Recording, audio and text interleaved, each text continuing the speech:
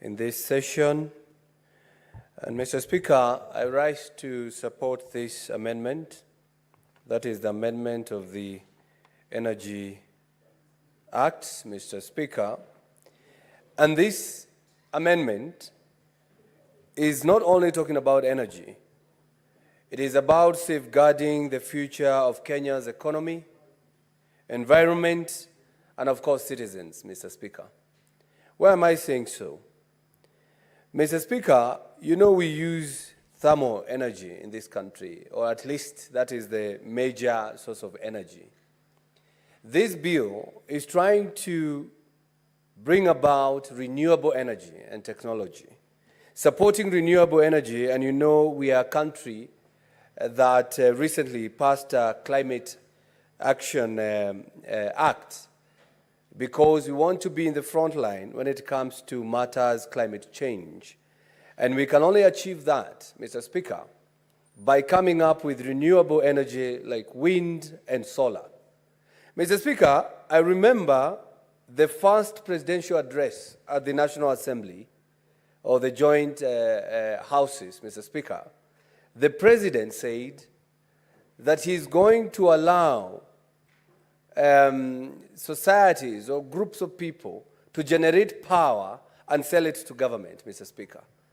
I believe this bill or this amendment is going to assist in achieving exactly that. County government can come up with power generating activities so that they can also earn revenue, Mr. Speaker. A county government like Nairobi and Kiambu, which of course has a lot of garbage and waste, Mr. Speaker, they can use that waste to generate power. And then they can sell that power to the national grid. Then, whenever they use the power for their hospitals, their car parks, their schools, they can as well be paying less than what they're paying today, Mr. Speaker. And the money that they get from there, they can use it to build roads and other entities, Mr. Speaker. Mr. Speaker, and I want to tell Senator Cherargei, because he mentioned when he was giving his contribution, I take up the challenge. I take up the challenge, Mr. Speaker, because I'm not easily coerced. I'm uncompromisable, Mr. Speaker. I'm intrepid. And by saying that, Mr. Speaker, I might be small in stature, but I'm intrepid at heart, and I cannot back down. Because coming from an area or an era where people are referring to problems and other people are snakes, Mr. Speaker, I am saying that we shouldn't even deal with the vipers, Mr. Speaker. Vipers are small snakes. Let's talk about cobra. Let's talk about black mamba, Mr. Speaker. And these are the issues that you are raising whenever you appear even in our committees, like the issue of Adani, Mr. Speaker. That is a king cobra issue that we need to deal with, Mr. Speaker, when it comes to PPPs and PIPs, Mr. Speaker. Mr. Speaker, when you look at this amendment bill, it's talking about public participation.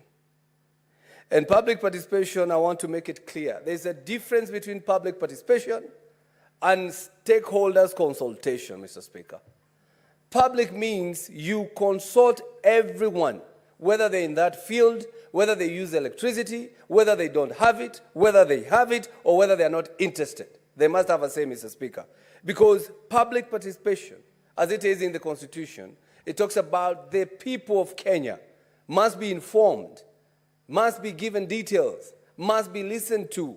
And as you know, whenever we have public participation, we ask for written memoranda. We also ask for oral submissions, Mr. Speaker.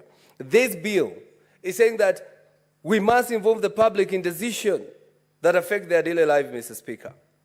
Because this bill empowers Kenyans to have a say in how energy is procured, ensuring that, Mr. Speaker, their voices are heard, Mr. Speaker. Mr. Speaker, the reason why we pay high bills when it comes to electricity is because Kenya Power get into contracts even when they don't need that power, Mr. Speaker. This bill is saying there must be a feasibility study before any contract is entered into, to ask whether you need that power or you don't need that power, Mr. Speaker.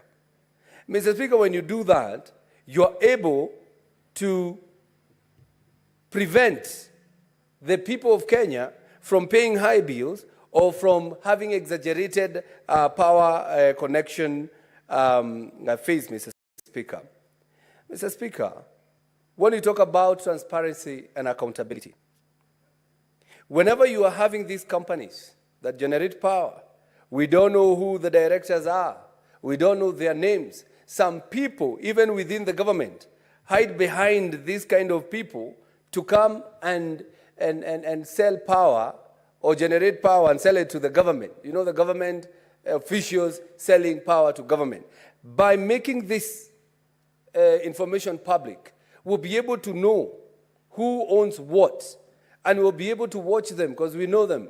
Because if your name appears somewhere, Mr. Speaker, and they say you own this company, and then we see the way you live, you do not look as if you own something like that, we will know you're a proxy to someone, Mr. Speaker. So I believe this energy amendment bill brings about transparency and accountability. Mr. Speaker,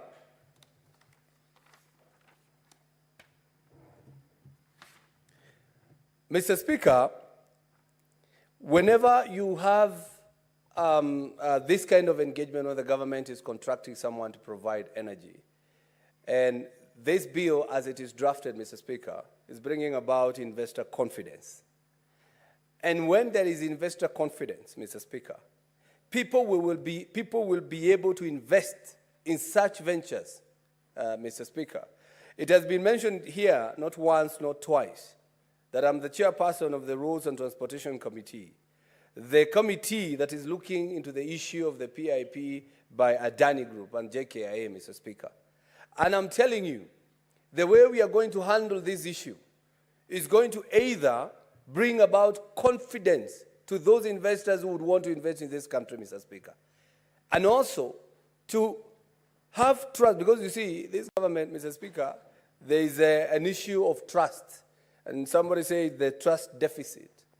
Mr. Speaker, what we are trying to do is to tell the people of Kenya, yes, we are here for you, and we are going to stand for you, and we are going to do exactly what you do. Because if we do not carry our people along with us, we lose them along the way, Mr. Speaker. As I said the other day, we will find them at the finish line. And when we find them at the finish line, they won't be happy with us, Mr. Speaker. And we have to do exactly what we are mandated to do as the senators. We have to protect the interests of our counties, Mr. Speaker, and protect the consumer when it comes to power bills, KPLC. We have to protect the consumer whenever they are using electricity, Mr. Speaker. Mr. Speaker, without further ado, Mr. Speaker, I support this bill, and I thank the Senator of Nairobi, because this thing, we needed it yesterday so that we can encourage counties to generate power and use it for their own utilities and agencies, Mr. Speaker. So I do support. Thank you very much, Mr. Speaker. Senator Thang'Wa, thank you for your contribution. Honorable Senators, there being no other member interested in making contribution, I'll call upon Senator Sifuna to reply to this.